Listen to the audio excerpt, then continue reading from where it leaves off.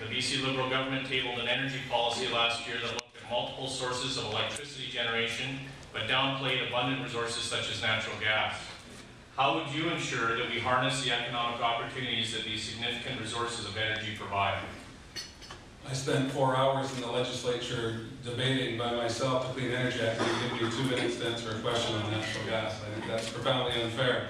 I want to go back to, I want to touch a little bit on the answer that Mike and Adrian gave, because I think it's vitally important.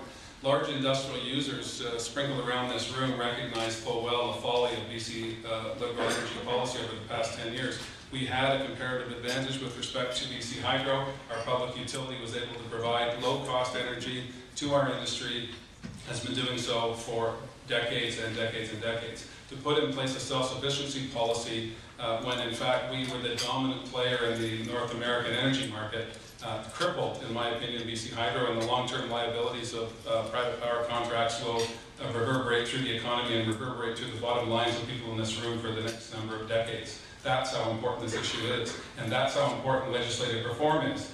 The fact that I was the only person who was able to speak on the clean energy bill, it passed without debate at committee stage. No one in this room has any idea what the clause-by-clause implications of that legislation is. That's what your BC Liberal Party gave to you, ladies and gentlemen. You large industrial users, remember that when your bills start to go up in the coming years.